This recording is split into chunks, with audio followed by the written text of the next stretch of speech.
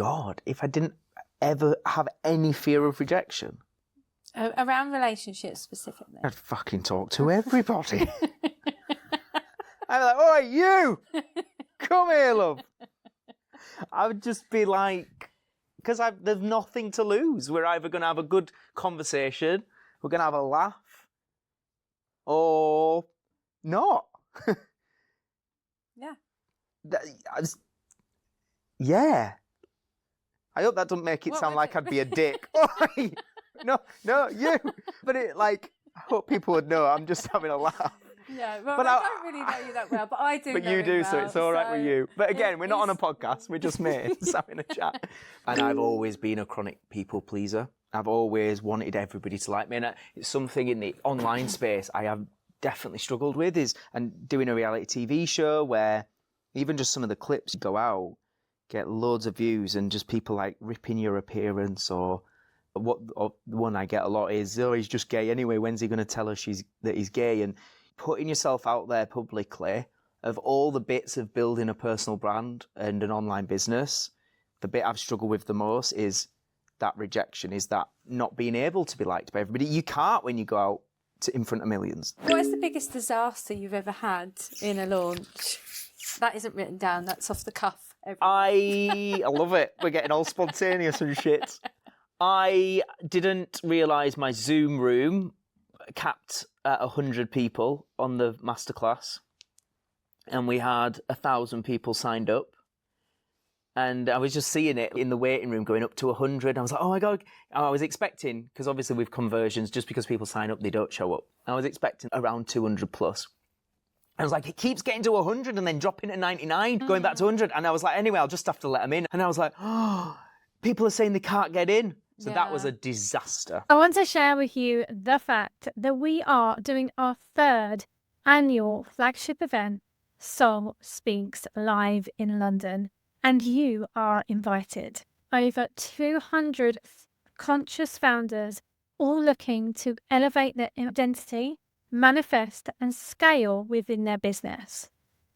This year we have Roxy Nafusi, the absolute queen of manifestation, joining us to teach us in a workshop how she uses manifestation tools that has enhanced her entire life.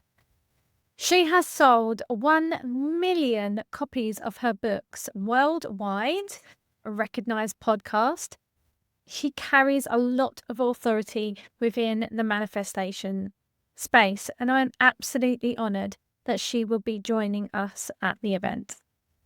We have Nick James, who is the events expert. He is going to be teaching us how to market and the things that you need to be doing in your business today to start to see results.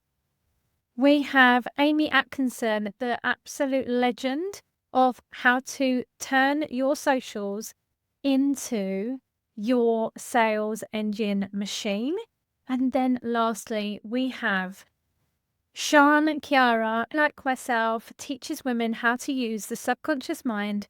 And she has gone from being a woman that was continually in her overdraft, believing the conditioning of her culture, and she has transformed her life and her business to 7 figures, and she's going to educate you how to speak to your dreamy premium buyer that is ready to pay you. These tickets are going to sell out. So if you are thinking about grabbing your ticket, do it now. What you're going to leave with isn't just a feeling of rah, rah, rah or fluff. This event, every single year, it moves the needle within your business and reminds you what an absolute boss that you are.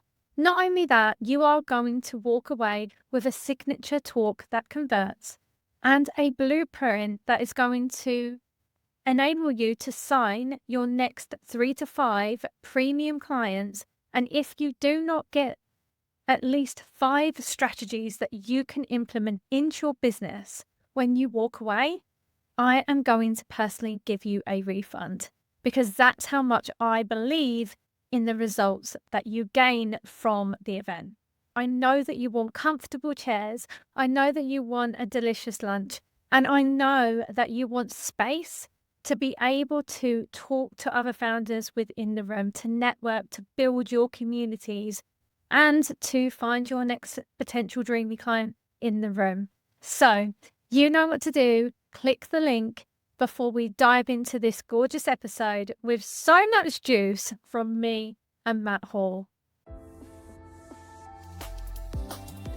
Today we are in the studio filming with Matt Hall. You would have seen me attending events with him in Ibiza, and today I invited him into the studio to be a guest on the podcast for Soul Speaks, and I'm just so excited to just dive into the success that this one has created. And also we're going to be diving into his relationships, his businesses, and we're going to be looking at his success and Everything. success. Yeah, there's some failures along the way, let's say. Yeah. Yes. So that's what we're going to be diving into today. So, Matt, you have built multiple six-figure businesses. Yep. You have been running them since you were 19 years old. You've never had an actual job. And you have a background in entertainment. You have this real natural ability to capture attention, I would say. In 2026, everyone's talking about AI, algorithms, and automation. But with your many years in entrepreneurship, using celebrity status, around being in Take That tribute band. Yeah, we don't talk about that though, Laura. I would love to talk about that. Okay, we'll talk about that. I would love to know what you would say is really right now for real entrepreneurs building real revenue. So I think if we're talking online businesses, I've always spoke about personal branding and how, as long as I can remember, I've been building a personal brand. You referenced there, my first business, I was 19, and that was a live entertainment company managing us in a Take That tribute band.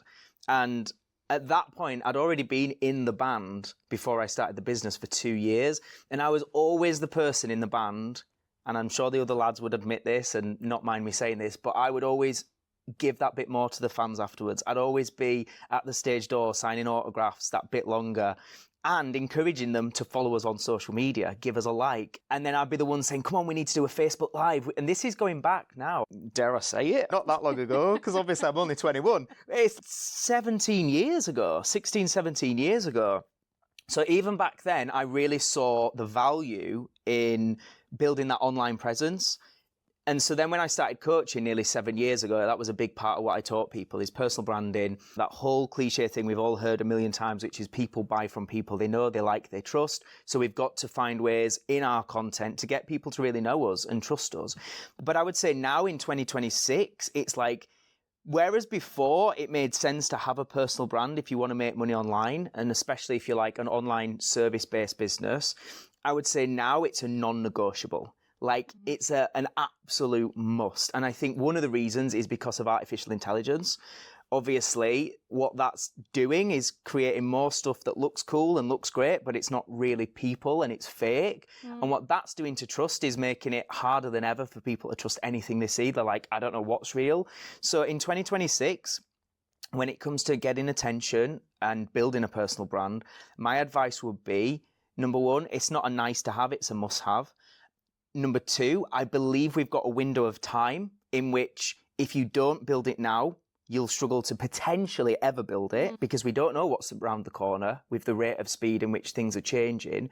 But number three, I would say building a personal brand online, part of that is about building it in person. So it's getting to events, it's going to workshops, it's going to the business retreats and all that kind of stuff, because that's where you build real relationships. That's where you get a proper reputation, which you can then take onto the online space. So when people are seeing all these different ads of people coming up and they're like, is that a real person or is that a robot? Is that AI? And they see you come up and they've seen you speak at an event or they've met you at an event, they know you're definitely a real person. So that's what I would say to people. You've got to build your personal brand, and you've got to think about what is your strategy and how much of that is you getting in the rooms, either in the rooms to watch the speakers and network or be on the stages.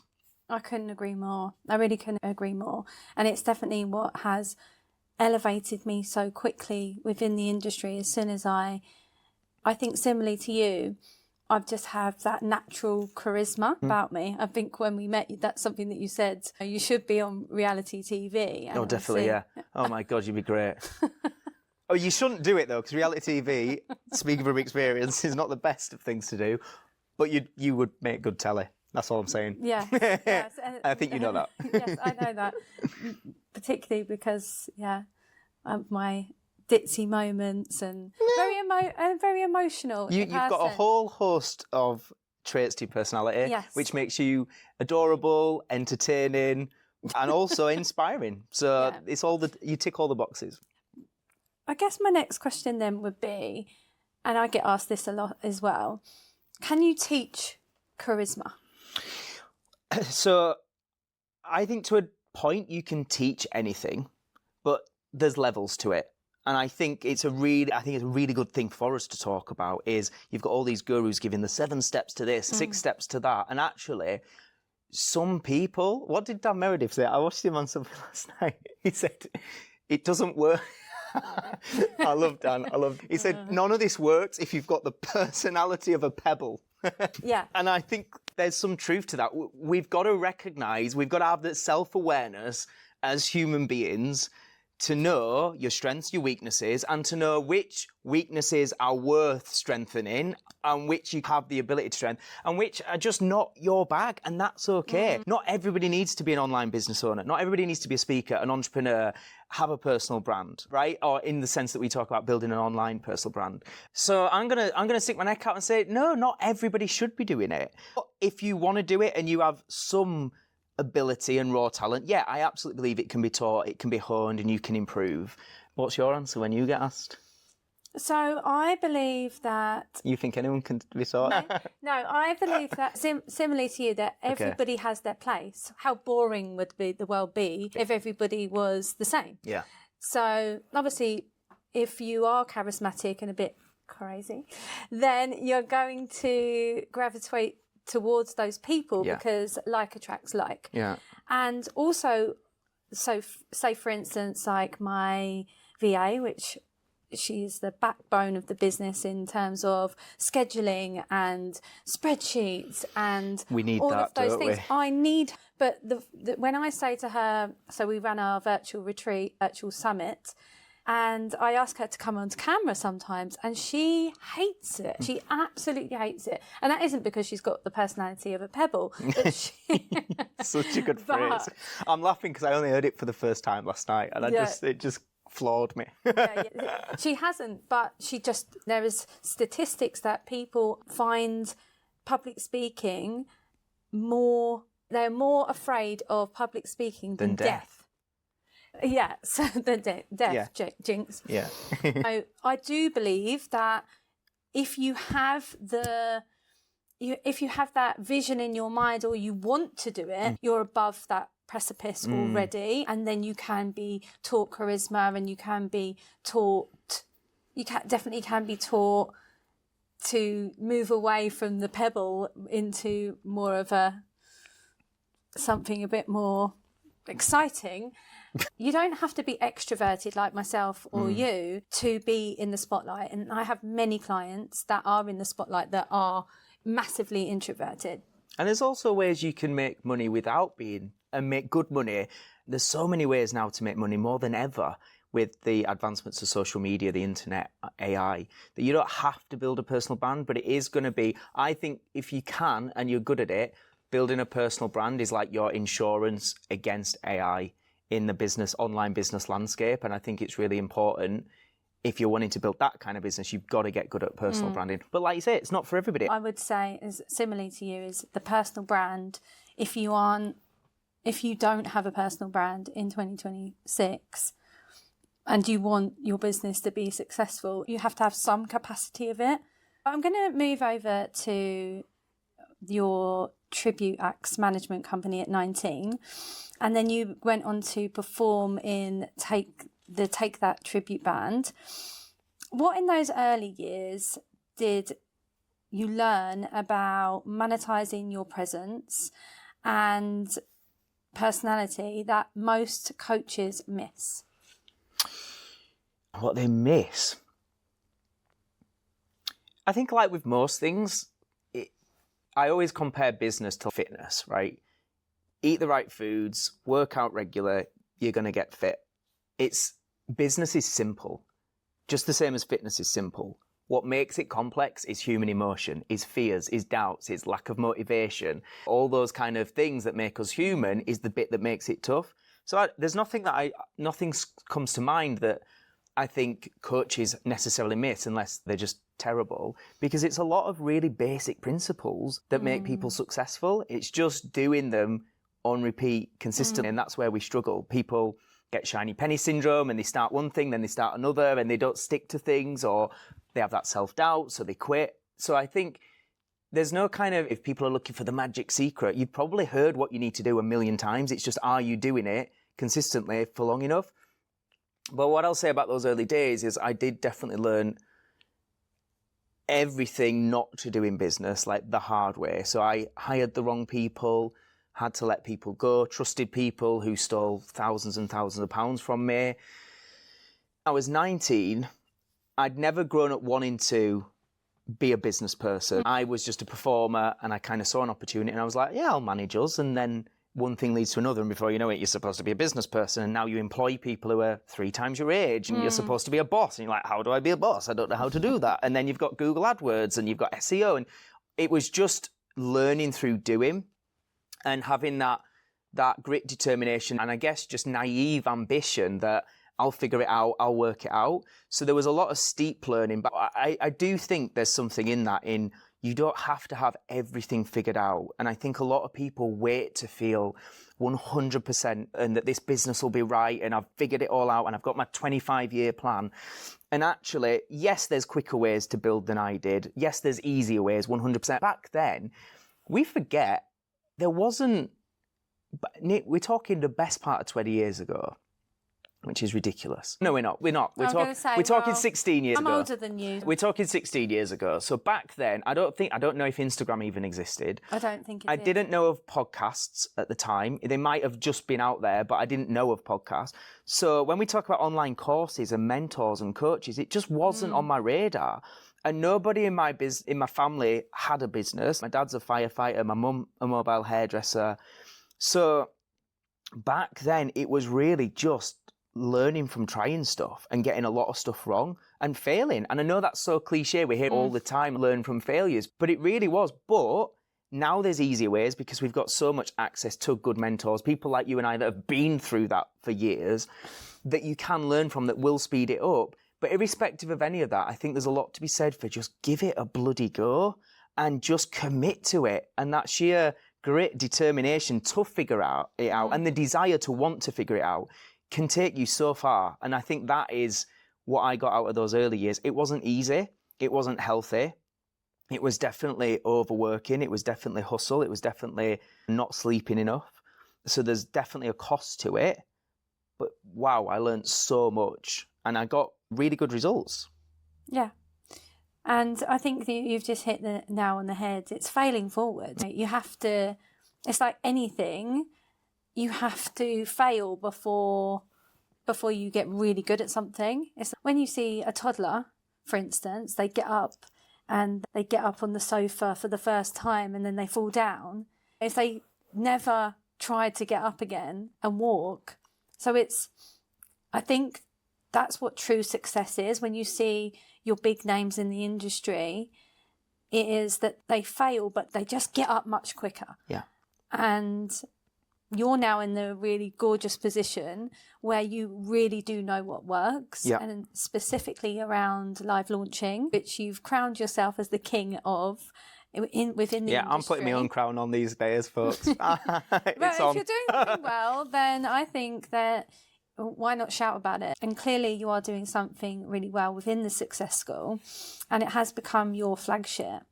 So what is the shift that you're seeing in your time running Success School that people are really yearning for community? I think you've touched on that already in the conversation, but even from 12 months ago to now, what is the difference that you're seeing, especially people craving that community feel? I think there's been a movement to wanting more in-person stuff. I think we obviously had the whole lockdown period, and that's where Zoom was a thing for so many people for the first time, and it just blew up. And I think that served such an important role in people's lives in terms of having that connection, that community, that learning. But I think this last 12 months, people have started valuing more than ever, actually, do you know what, I'm a bit zoomed out, and it's just nice to see real people in real life. And that's why in our membership, we introduced a few months ago that we now do in-person meetups every year. We do a few. If you remember, it's no extra cost. You just show up and put your name down. And they're just opportunities. They're just like networking parties, opportunities it's not like you've got loads of speakers and getting loads of value. It's just come together, have a bit of fun. We play a few games, and then the rest is just have the opportunity to actually have proper conversations in the room. So I think that's something we really noticed, and we've really doubled down on. The feedback is people really love it. And the other thing actually is, to my point I was just making there, not to just keep getting information, because I think the beauty of the online space is everything you ever need an answer to is there at your fingertips. The cost, or the flip side of that, is there's so much information, everybody's just confused and drowning in 20 million different strategies they should be doing and all these different opinions. So what we've introduced again in the membership is we do a session that is like an accountability intention setting session where we just come together on Zoom and everybody just has an opportunity. We give them some prompts to think about, which is what's working right now, why, what's not, why. Let's set some intentions between now and next session. And it's just a session to come together as a community, pause, reflect, think, make some notes, and then get some clarity to move forward without somebody else teaching 7 steps and all that kind of stuff. So we do a session like that every month. We also do mastermind sessions in the membership, which is community-led. So everybody has an opportunity to just say, hey, this is something I'm struggling with. Has anyone got any thoughts? Here's something that's working for me that I want to share. So again, rather than just constantly getting information, we're putting more of an emphasis on people just being able to have conversations, to pause, to think. And there's a lot of clarity coming for people, I think, out of that. And so I think for anybody, if you are in a similar space to what we are, we've got to think about, as industry leaders, as business owners, with communities like this, sometimes we think just giving loads of hacks and tips and information is the value. And actually what I'm finding is just park that a bit. We don't need to just keep getting bombarded with information. We need community and we need conversation. Yeah.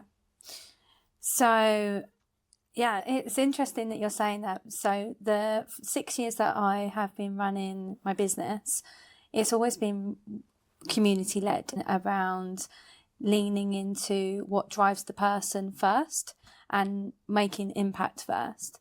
And back when I started, a lot of coaches and mentors were like, oh, that's a bit too fluffy. And now it's interesting that now it's reversed. Yeah. It is what people want. Yeah. And I've never strayed away from doing what I knew in my heart and what I believe is my life's purpose, is to bring people together, to elevate them, and through connection and building community. So it is just so beautiful to now see that. I see really big names that were strategy and it was all about learning, and now I see that it is beautiful, but also a little bit frustrating for me, if I'm really honest, because I'm like, but you wasn't saying that 5 years ago. But again, we grow, we evolve, and we change. And I believe that one of the reasons why people are also leaning more into community is because of AI. And AI, whether you like it or not, is going to change this world. And it's not going to take people's jobs necessarily, some people's, but it is going to transform the way that people work, and people need people more than ever. We need to be together. We need to interact. We need to be together, in my opinion. And I think more than ever, for a lot of people, especially starting out building a business, it can be such a lonely thing. And quite often, a lot of us that are entrepreneurial, we find a lot of our families or friends don't get it, and we feel like we're the odd one out. And I think that is where having community with like-minded people is so needed and powerful. And when I think back to being 19, starting my business, I just thought I was just different to everybody else, and that's it.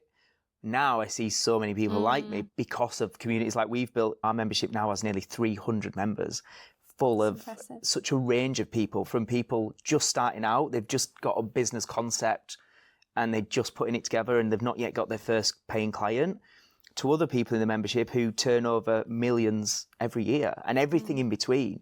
So having your peers that are at a similar place in the journey, having people to look up to and be inspired by that are a bit further ahead, that's huge. And I never had that when I started. And really, it was when I, years into my business, started listening to podcasts. That's what was the first step to that world. Yeah. And also, especially as a female founder, who specifically are my demographic, so many women minimise talking about money, about finance. Yeah. Well, not just women, obviously men as well. No, Bit yeah. of a crass conversation as being a Brit, living in the UK. It's like, oh, people don't talk about how much money they make. In my community, we make it so that it's a safe space to be able to talk about your dreams, your desires, your success. Yeah, good. Without it being, oh, she's showing off, or, oh, who does she think she is? Absolutely. But I think that's something we have to change in the UK. And it's so difficult to change because it's so ingrained in us culturally. But I believe it's damaging not making money a normal conversation, because it affects every single person's life, whether you have it, don't have it. Money is a massive part of our daily life. And just the same as sex, if you don't talk about it, if you make it like a dirty thing that you shouldn't speak about, then you can't have healthy conversation and you can't educate people and you can't make good decisions about it. And I think for me, that is part of my mission, and part of my brand is all about everyday normal people. And I say normal in the inversions of what is normal. Yeah, what is normal. Exactly. But that's been a big thing for me, is a lot of us have grown up thinking successful people, wealthy people, entrepreneurs, business people are those kind of people, and we don't resonate with it being like us. And a lot of my mission is about saying, listen, if you've got a passion and a drive and a work ethic and an idea, I don't care who you are, what your background is, you can have success and you can make money, and you can be proud to make money, and making money doesn't have to be a bad thing. And so I think it's an important conversation that people like you and I have, and know that you will get some criticism, but that's something that they have to work on, and we've got to try and encourage and help more people to work on that, because it's just the consequence of being poorly educated on money affects every area of your life, and people don't realise that. I always think it's a bit like smoking. When people smoke, they kind of know they're doing bad every day. They know it's bad for them, but you almost distort the information.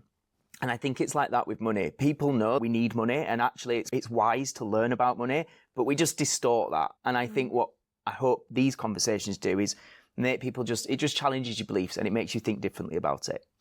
Mother Teresa had money. So when you have more money, you have more choices. But that could be a whole podcast in itself. It's a big subject. Yeah, it's a really big subject.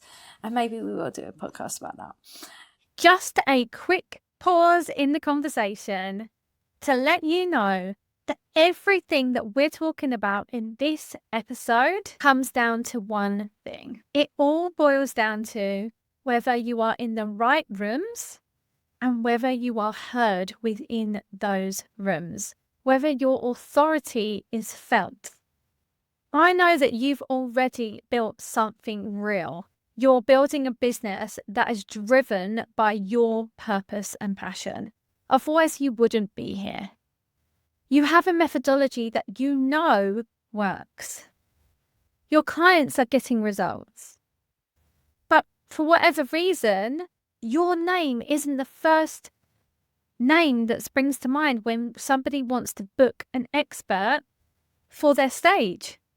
And I want to help you to change that.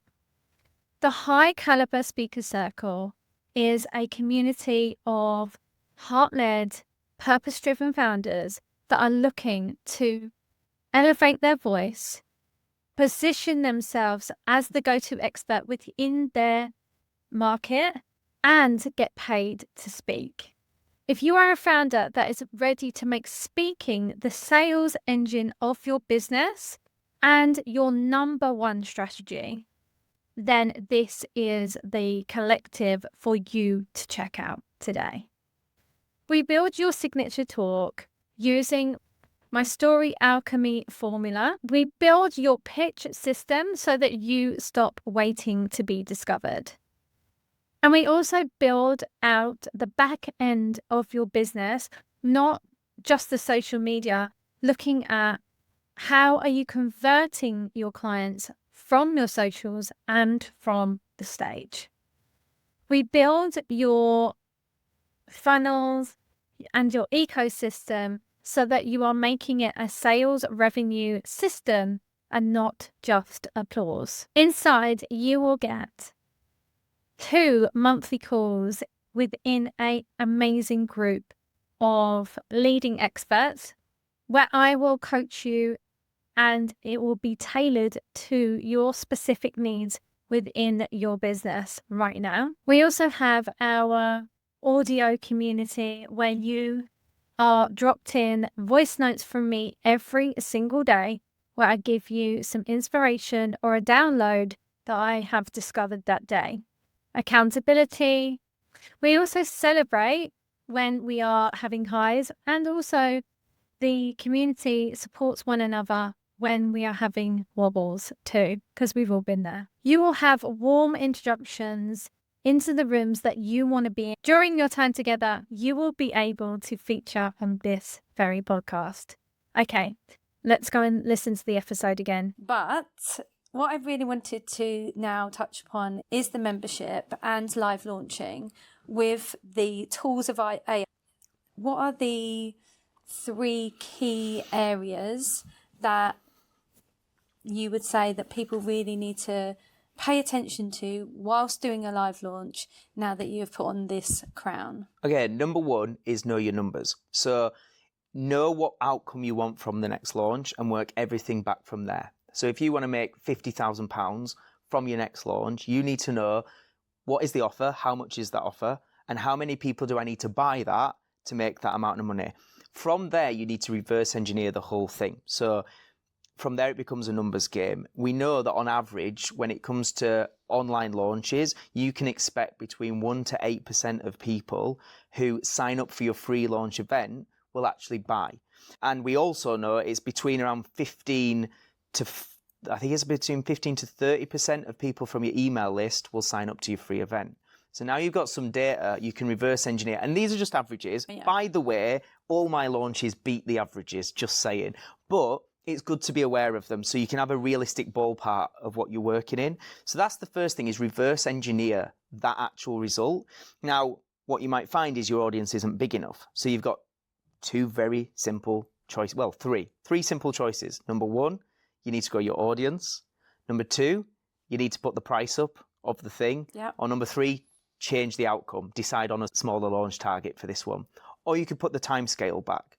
But for most people, they're going into launches without clear goals of what they want that launch to look like. So they don't know how to say if it was successful or not. Or people might just get 1 or 2 sales and be like, oh my God, I thought I'd get loads. And it's like, if you just look at the industry standards, like the industry rough conversions, like you had nowhere near enough people signing up to get that conversion. Yeah. So that is the first thing. Know your numbers and be strategic about it. The second thing I would say is, obviously, for those who don't know, we need to do what is called a free launch event. And what that means is, rather than just launching a course, a membership, a program and saying, ta-da, I've got something out, buy it from me, and just sticking a post on social media and then just getting nothing and be like, where is everybody? I thought this would be a success. I'm only laughing, guys, because I have done this myself. Oh, have you actually? So in the past, I'm laughing. I get a lot of clients that, I put it online and nobody's bought it. And it's just that, because they don't understand. So I have done, what we have to do, yeah, absolutely. And you only know what you know, right? But what we have to do is have a free launch event. So that might be like a free masterclass, webinar. It might be a multiple day challenge. It might be a workshop. But there's something that you put out there for free that you invite people along to. essentially to try before they buy. They get a feel for what you are, what you're about, what you're teaching. And what I would say from my observations of what other people are doing and what we've done is more than ever, you need to make those really good experiences. What I always say to my clients is we've got to make it the objective that whether people buy at the end or not, they leave that, they've invested their time in the free thing and they leave going, that investment of time was a really good investment. I've learned something, I've had a realization, I've done something that has genuinely been useful, irrespective of whether they buy. Now, what I see the mistake a lot of people make with these webinars, masterclasses, is it's a big backstory about who they are, everything they've achieved, everything they've done, it's all me. There's a little bit of value, a couple of tips, but it's just really, they're hiding the actual value. It's just a little sprinkling of this is the sort of stuff you need to be doing. Then they go straight into just like my client, Lynn, who did this, and just like my other. And it's just like the whole thing is selling disguised as value. And we flip that and we say, if you genuinely give people, and this is the other thing, people say, tell them the what they need to do, why they need to do it, but hide the how. I don't do that in my free stuff. For years. I give them the how. And literally, I trust in the fact that there will be a % of people that go, do you know what? It all makes sense. This has been useful, but I need help doing it. And I can see from your passion and from your experience, clearly, it's going to be great working with you. And I just think, not enough people are thinking like this. They just do these crappy surface level free events and the whole thing is a big pitch, really. Yeah. And for me, I don't agree with that. And I think that's why we've had the success we have with our launches. So yeah, and the third thing that I would say about it in terms of having successful launches is your offer has to be what I call a no-brainer. And there's a lot that goes into how you create a no-brainer, as I call it, irresistible hell yes offer. But a really simple exercise you can do is take some time, once you really understand who the ideal client is, write a list of everything you can think of, and you can even use your chat GPTs and stuff to help you add to it. Think of every possible pain point about doing this program and what in terms of what it solves and so on, but also objection, every fear. Think of everything your ideal client might be thinking when they're considering working with you and doing this. And if next to every single thing you've written, you can create a solution in your offer, that's how it becomes a no-brainer. And also it's the things like, what are the desires? What are the dreams? It's not just the negative stuff. So, for example, when we release my course, I know a pain point of my audience and my ideal client is they struggle with tech. I know I can teach them about launching and creating their own course or the membership, but the tech side is like, oh, so what do? We say, okay, not only will you have tutorials and all the rest of it, there'll be people to help do the tech. There'll also be templates where the tech's kind of done. You just need to put your logo in it and things like that. So I've taken the pain point and I've created a solution that's within the offer. I know another thing is they want live support. They don't just want to do a pre-recorded that they've got to self-pace. So we go, okay, every month, and we did it for 18 months on the last launch, which, by the way, we'll never do again. That was way too much. But it was like, you can have a full year where there's live check-ins that you can do with us. Jump on Zoom, Q&A. So anyway, that hopefully just gives you an idea. But the point is, you try and think of everything that would stop someone from buying or everything that someone would need, and you try and make your offer have that. And I think if you're thinking about your offers like that, rather than just copying, oh, someone else did something like this and I'll do something similar, go back to your ideal client and think about what they actually need. That's what your offer should be. We could go down so many different roads with this, honestly. Yeah, there's so many things that I could add to this, but I really am aware that I only have you for a short time. Let's talk double quick. Come on, let's go. Get through your notes. Come on, do your list. What's next? But no, there's so many things I could add to that. But yeah, amazing. And I loved what you said about writing down the list of all of what your ideal client needs and then giving them every solution. Also, doing your market research is something that in the beginning, when I set up the business, I was like, I think I know what everybody needs. Yeah. So I'm just going to create this thing and then everybody's just going to want to buy it without... Where is everyone? Why is no one buying this? You heard me speak about on stage, didn't you, that for my latest mastermind, I literally went and had coffee with people. I went for dinner with the people who I knew were my ideal client. I picked their brains on, if you was going to invest in this mastermind, what do you need in it? What do you need it to be? Rather than just second guessing and just be like, I think it's a great idea. Everyone should have it. I actually asked the exact people that I knew were my clients. And I think that old school, just go back to basics of do your market research. For a lot of people, that's something they could do better, I think. What is the biggest disaster you've ever had in a launch? That isn't written down, that's off the cuff. I love it. We're getting all spontaneous and shit. I didn't realise my Zoom room capped at 100 people on the masterclass. And we had 1,000 people signed up. And I was just seeing it in the waiting room going up to 100. I was like, oh my God. I was expecting, because obviously with conversions, just because people sign up, they don't show up. I was expecting around 200 plus. I was like, it keeps getting to 100 and then dropping to 99, going back to 100. And I was like, anyway, I'll just have to let them in. And I was like, oh, people are saying they can't get in. So that was a disaster. That was awful. Our workaround was we then did the whole thing again a week later. But I had my tech guy down in the background trying to upgrade our limit whilst we was on it. It was just... And look, these are things... And then I spoke to multiple people and like, oh yeah, I did that once. And I think it's good. That's where community and peers come in, right? Is to know these things happen and it's all learning. Obviously, it'll never happen for us again. In there, it's the failing forward, right? You go, okay, now that's something to hone in on next time. But yeah, that was that at the time. And we still did. That was gonna be our biggest launch, and we still ended up doing, I think, just short of or around £42,000 from that launch that week. So it still was okay. We saved it, but my God, bearing in mind I had a 90-minute presentation plus Q&A, so I was about to go for 2 hours. We've done all the pre-launch build up, all the marketing, got everyone there. All the emails have gone out. Let's go, and you're just about to start, all hyped, and you're like, oh, fuck, half the people can't get in. Oh, bollocks.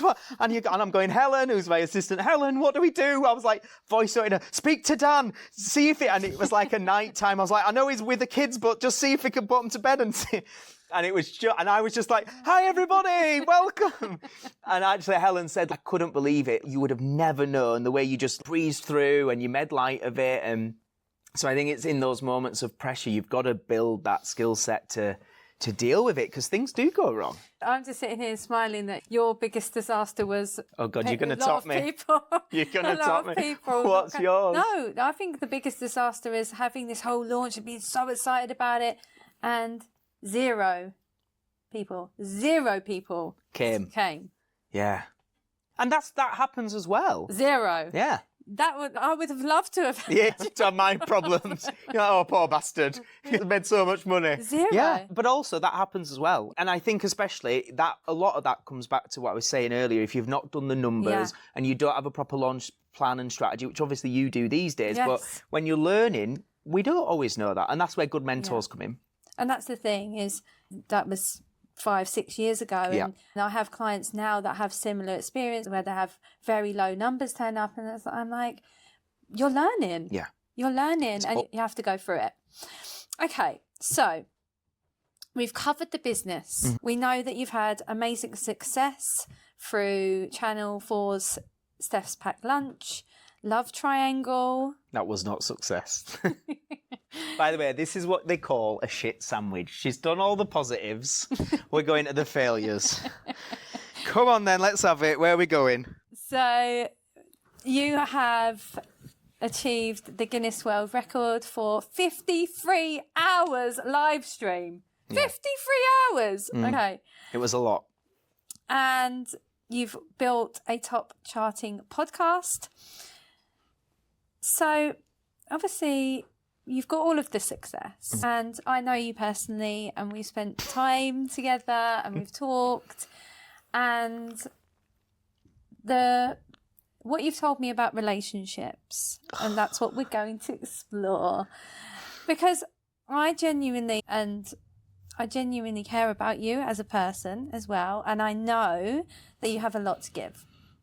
And it does make me really sad when I flip on my social media and you're talking about being so unlucky in love and where am I going to find, does the person exist? And then, however, behind the scenes, you're like, I'm not going on dating apps and I'm not looking. And so the first question before I go through any answers is, if a client said to you, that they're not going, they wanted clients but they wasn't going to go out and look for them actively. Yeah. What would you say to them? You're being a knob. You're being a knob. Go on, next question. Okay. And have you noticed, Matt? Yes. That's just what you're doing. You're being a knob. And this is from a friendship. Yeah. This is from We're a not on friendship camera. as well. Nobody's This is- watching no us. one's It's not just watching. two mates having a chat about my failed love life. What would you say to me if and by the way, as we know, and everyone that listens to the show, my previous shows knows, I also have a love life that hasn't got much on Taylor Swift. And actually some friends have said, and it's funny that you've said that, Yeah. because my friends before I got married used to send me Taylor Swift songs. Oh, really? Yeah. So when I met you and you said that. I'm the male equivalent. Yeah. Yeah. So obviously from me, if I was saying to you, Matt, I really want to meet someone, I want to settle down, I've got so much to give, but I don't want to go on dates and I don't want to go on any apps, what would you say to me? I have been on apps as well. So it's not as black and white as like I'm not. Okay. It's just I am on them Right. and I do go on dates. Ladies, if you're listening. So it's not a case of me going, oh, I think there's two things. One is what you're referring to is more me saying how tedious it is, how frustrating it can okay. be, how my experience hasn't been the best. Like something I spoke about on Steph's Packed Lunch years ago, where I actually went through an experience where I was literally for about, I can't remember how long, but it was months, speaking to somebody who was using somebody else's photos. And it was a romance scam. They were trying to get money out of me. And this went on for months. And it was in lockdown where you couldn't meet people. She'd ring me on the phone, so I'd hear a voice. She'd do videos of stuff where she wasn't in it, but I heard a voice. Wow. So I just thought the picture and the voice was who it was. I never had a FaceTime. So that's going back 2020, 21, whatever. So I've had multiple experiences of being on them and giving them a go. It's not, and I'm talking over years now. So there's that. And there's another part of it, which is, yes, that's part of something I want in my life. But is the effort worth the reward in this season when I've also got other things that I really want and are important as well? Yes. So the stuff you're referring to is more me just saying, look, this is just a bit, part of me wants to, but another part thinks it's a lot of work. I've got lots of evidence stacked up of how shit it can be. So I think really the question comes down to, is this the right season for you? What have you tried? What hasn't worked? Why hasn't it worked? And is there something else maybe? And I honestly, I'm not sure, other than one thing I do maintain is as best as possible, you have to have an open mind and you have to have a positive outlook. You can't and it's so easy to get into that, everyone's a knob, dating shit. It's so easy when you stack up evidence that suggests lots of people can be shit. Lots of people do lie. Lots of people do ghost you. Lots of people are superficial. And it's if you're not 6 foot as a guy, I don't even want to look at you. I've literally had a girl where we were speaking, it was going well, and she went, oh my God, I didn't realise you were under 6 foot. She was 5'3", and she won't date anyone under 6 foot.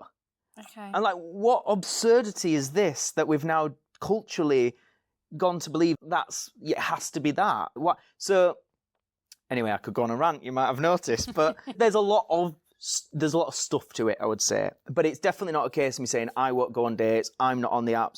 There's just a very real, it takes a lot from you to put yourself out there again and again and to maintain a positive outlook. I'm just curious whether, do you have to put yourself out there necessarily? If you're dating, for instance, it's more of a kind of an interview selective period where you're observing the person, whether they are right for you. It's both though, isn't it? You're still being observed. I see, I'm coming from a female's perspective as well. So yeah, it's interesting to even think as the man is more, and obviously we touched on this in the, I don't know what it's called, the dressing room before. Yeah. I can't remember. I wondered what you was going to say there. I was like, well, yeah, just in that room around there. That'll do. Yeah. So before we started recording, Yeah. and we're talking about how people love to label everything, and Yeah. and people love to. Yeah, all men are bastards, or all women are crazy, But all those kind of generic things that people fall into the trap of saying. And also, there is a lot of, what I see a lot of is almost like men feel a little bit like, oh, what is she after? What does she want from me? It's like, you have to pursue it. It's like the hunter-gatherer as the man, yeah? And men are, I feel like a lot of men are a bit afraid of women. A lot of women are bashing men. Do you think that's anything to do with what you're experiencing? I definitely would say there's probably been instances where I've fancied someone and I've been scared to know how to approach her. That's true. Or maybe I've felt they're out of my league, and that's definitely true. So yeah, there's definitely been experiences with stuff like that. But I don't know. I think for me, I've had multiple experiences with either girls that I was dating and had a really good connection with, or full-blown relationships with girls that I've loved, where they've not been who I thought they were. Like, obviously, we've talked about that was not as extreme with the romance fraud, where I never actually met her, that kind of thing. But still, it's hurtful. It's, again, so just for the audience listening, is I am going to be going through a process with you today where I'm going to make you in a relaxed state. In my mastermind and my one-to-one sessions, I am trained as a hypnotherapist, and it's not something I think I talk about enough. And obviously we'll talk about that in a minute, and you said you were not very subjective to it. Susceptible, yeah. It's not really my thing. The woo stuff, I respect it. Yeah. It's not naturally who I've been as a human. That's not the thing I've been attracted to or drawn to, doing more of that stuff. Yeah. But I am open-minded. Yes. And I do stay open-minded, I'll have you know. Yes. And so today I'm going to go through I'm going through these series of questions to help to rewire Matt's brain, to help him to start, because of all of the things that have happened to you. Basically, what we have in our subconscious mind is we have this almost like a supercomputer. You've basically got this drawer of all of these memories. You can't access them at every single given moment, because otherwise your brain would just explode. It would implode. So we have these files, if you like, where it will label in your mind when something is safe and unsafe. And because of the experiences that you've had up to this date, that you've mentioned a couple, what's happening in your brain is tagging that dating and relationships are not safe. So what I really want to help you, because you've got so much to give, you're an attractive man, you deserve to have a loving partner, and what you've experienced is rubbish, and I hate that for you, but there are really gorgeous people out there. But also, on the other side of that, are you actually ready to meet somebody from what you've said? Do you think it's the right time? There's an element of, for the right person, it'll be the right time. Like, you make it work. Yeah. Yes, there's definitely, this is a period for me now where we are exploding as a business. There's no denying it. This last 12 months has been the biggest, the best year in business I've had in 16 years this year. And with that comes a level of, I've been putting in the bloody work. There has been as much time for a social life. This year, though, things are different. I've simplified things. I'm saying no to more things. I am creating space. And just the last couple of months, I was dating somebody, and it was nice to have that and actually go, I could have worked this weekend, but instead that can move, and we're having the weekend together, and we're turning the phone off, and we're having quality time, and we did, and it was lovely, and we had a really nice time. So I think when you have that connection, if you do make, it's like having children. Before having children, I imagine, I'm not a dad, so I don't know, but I imagine, like, where would you fit in this whole human being into everything we've got? But you make it work, and you have to.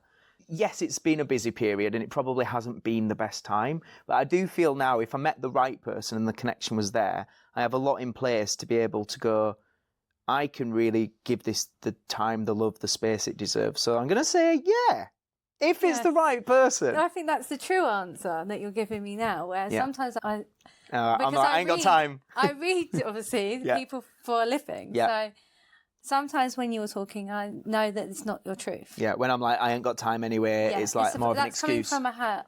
That's coming from a hurt place Yeah. because you've been hurt, and that's natural.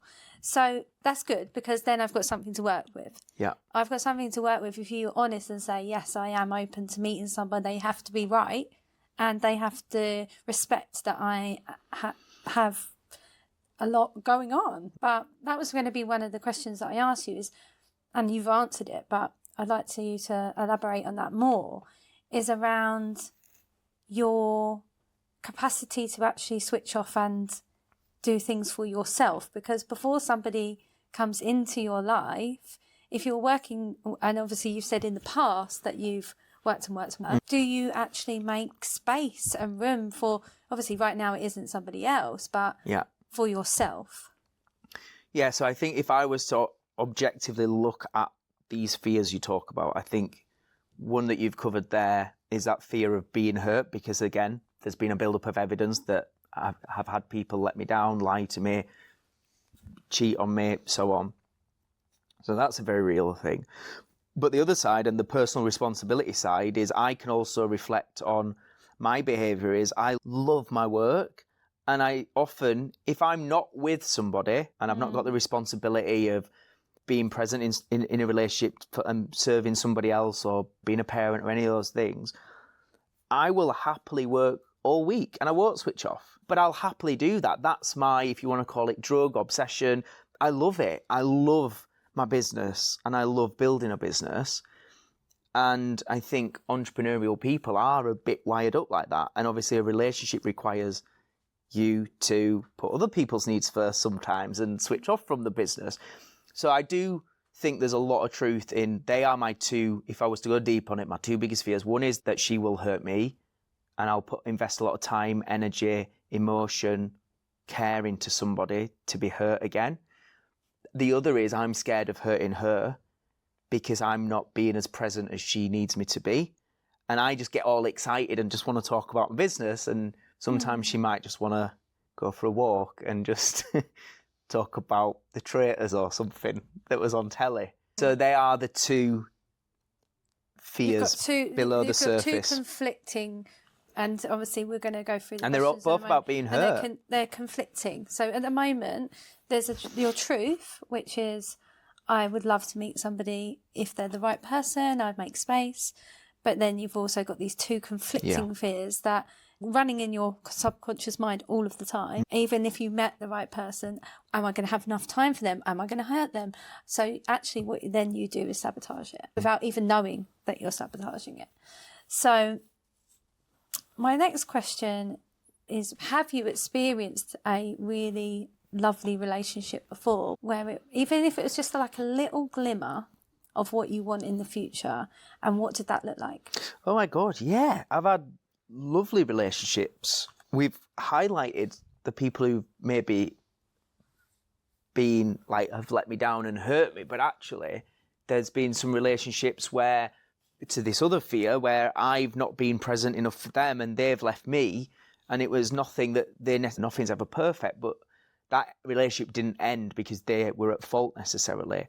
It was predominantly me. I was the problem there. And it's that, and I've spoken to other relationship experts about this before, it's quite a common thing in men and in ambitious men, that women will quite often give hints or give signals that they're not happy, or even not even hints or signals, they'll just say it outright. And as men, they just think, oh, they're just being emotional, they'll be fine tomorrow, or I'll buy them some flowers, but really everything's fine. And that's the woman going, no, I'm starting to check out here. I need you to actually really take this seriously. But the man's got this optimistic view of, as long as I keep working and bringing in the money, and we'll have a nice date night tomorrow night. But it's the little things she was needing. And it was those little moments that she just needed to be seen. And she didn't need the grand gestures or the money. Yeah. And I have 100% been guilty of that. Yeah. I have definitely. And so by the time she leaves, she's had 6 months of thinking about leaving. But for the man, it like hits him out of nowhere. Fucking hell, I thought we'd be together forever.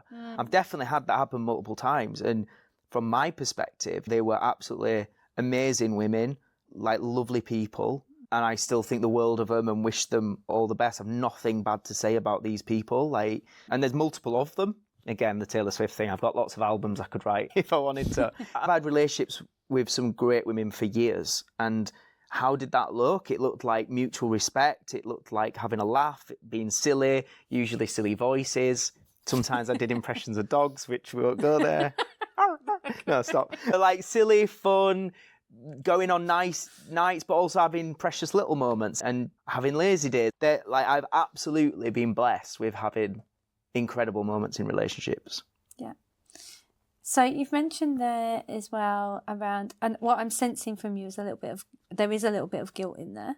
Yeah, there is. I've actually got really nervous and feel weird now. I feel like okay. It's okay. talking like really. No, but that's why thingy, you're but here. yeah. But obviously that's Sweating. Obviously that's why you're here. Do you want some? No, I'm fine. I'm good. I'm gonna have some. Just get it over with, Laura. Put me out my misery. Can I have your water? Because I put my water somewhere else. Quick. Let's get it I'm over not with. drinking anymore. I'm like, Yeah. you sure you don't want to go for Anyone a got a drink? vodka? I've actually nearly done a month sober, I'll have you know. Not anymore. Not after today. What is that in camera shot? Let's hide that again. Okay. Go on. Grill Sorry, me. and back in the room. Go on. Okay. Yeah, so I genuinely sense some guilt around that, and guilt is one of the lowest vibrations of energy. So when you're carrying around this guilt and this, it's almost like, oh, I'm going to F it up attitude, and all of the, and you've got this... Do you not swear on your podcast? No. Sorry. Fuck. But I try not to swear on stage anymore. Yeah, I played it down recently. I've got a bit. Yeah, It's not the best, just is it? The more I've been doing more work on stage and stuff. Yeah. Yeah, I've But turned in it real down. life, Yeah. Fuck them all. absolute. Yeah, No. but okay, right, I'll swear less now. That's okay. Go on. You're all right. You're okay. Okay, so Guilt, yes, lowest vibration. yeah, stop Okay. trying to distract me No, sorry. with just I'm focused. because that's what you're doing. Yeah, I am. It's a coping mechanism. Yes, it is. But I'm on my lowest vibration. Guilt. Take me take me that down. Come on. No, but I'm going to bring you back up. Yeah, okay. I'm here to help you. Yeah. Go down and then up. Nice. Yeah, it is a coping mechanism. Do you know why I know that? Because I use it as well. Yeah. So, yeah, I sense some guilt in there. You've got these alarms going off in your brain. Have you got any fear? Have you got any fear around rejection?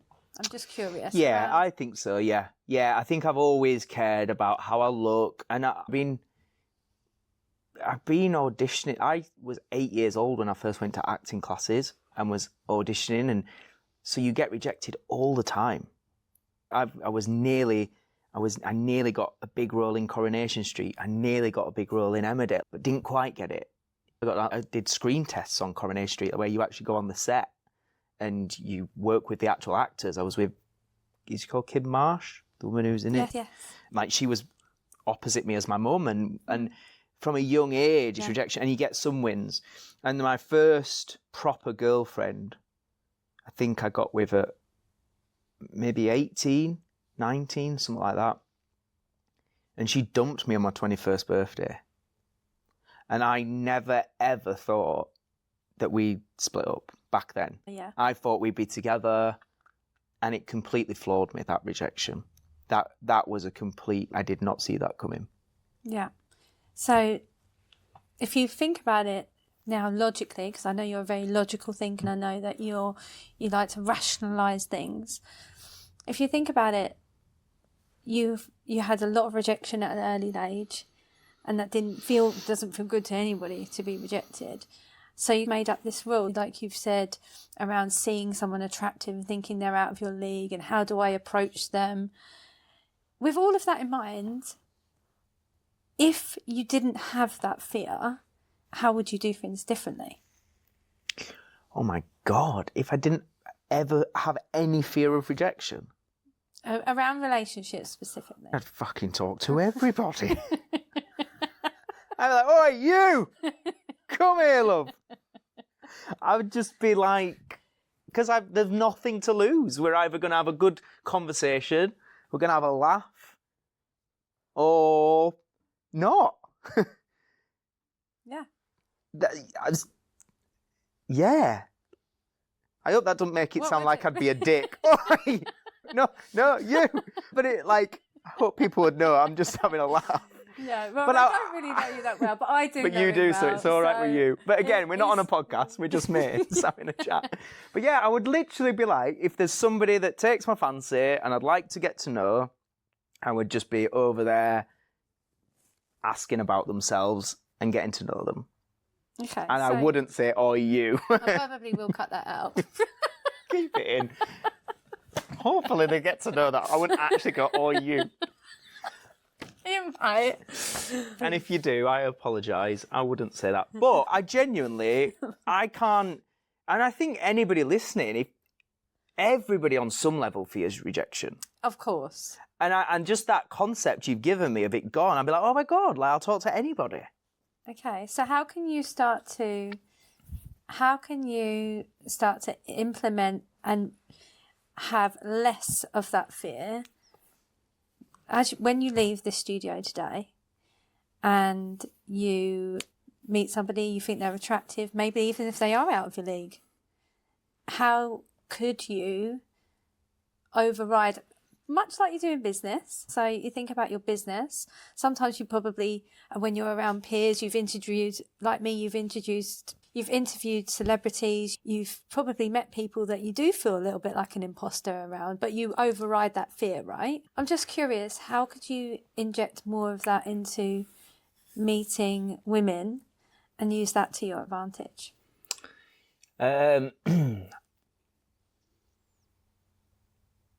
I think what comes to mind is not making it outcome based. Yeah. It's about, can we just have a good exchange with no expectation? I think when you see somebody you like and you really hopeful they'll like you back, the whole thinking around it is, please like me, please find me funny, please find me attractive. And that's what goes on, because you want that outcome. You just want it to be reciprocated. And it would be shifting the focus away from that and going, just be present in the moment and just have a nice chat. Just put the emphasis on getting to know her and not trying to be something for her. Yeah. Did I smash it? Is that right? Is that the correct answer? Also, stop showing off. It's also how much do you like you? How much do you think you're funny? How much do you... Because ultimately, if you believe that about yourself... So, as I've had some things going on in my marriage, I'm not even thinking about dating anything like that. But when I do, let me tell you, I will be on fire, because without sounding like an absolute knob, I really genuinely know that I'm funny. I know that I'm not bad for 40. I know that I've got a lot to give. So if that person doesn't see that, that's their fucking loss. Yeah. And I've always been a chronic people pleaser. I've always wanted everybody to like me. And it's something in the online space I have definitely struggled with, and doing a reality TV show where even just some of the clips go out, get loads of views, and just people like ripping your appearance, or the one I get a lot is, oh, he's just gay anyway, when's he going to tell her that he's gay? And putting yourself out there publicly, of all the bits of building a personal brand and an online business, the bit I've struggled with the most is that rejection, is that not being able to be liked by everybody. You can't when you go out in front of millions. There's just no way everyone's going to resonate with you and everybody's going to like you. So that is innately me. Like, that has been me for as long as I can remember, is I do want to be liked. Yeah. Everybody does. Everybody does, right? Everybody wants to be liked. It's in our nature to... So if we go back all the way back to ancient history, we used to be in packs. That's how we survived. We had to be liked. So obviously in entrepreneurship, you've already put your head above the precipice and said, you know what, I'm going to do things differently. And actually I am let you shoot. Yeah. So it is. People that are entrepreneurs are not normal. Yeah. Yeah, even for you to be, for how vulnerable that you've been today, you're unusual for putting yourself out there, but I know you as a person, and I'm assuming actually that you do this so that it might help somebody else. Oh gosh, yeah. Yeah, same with me. So I'm very vulnerable with my life online, but I do that from a place of, if this helps one person every single day, And it does help them, because we can't relate to stuff unless people are this honest. And it's having conversations like this, and my hope for this conversation is that people can go, okay, you don't just see me and you on social media doing all the cool stuff. Oh, they're human too, and they struggle with that too. And what that can give is that inspiration that we've all got flaws, we've all got weaker areas, but we can all still do good shit anyway. Yeah. Sorry, I swore again. This has been an amazing conversation. I'm not going to have time to hypnotise you today. You're probably like, yes, I got out of it.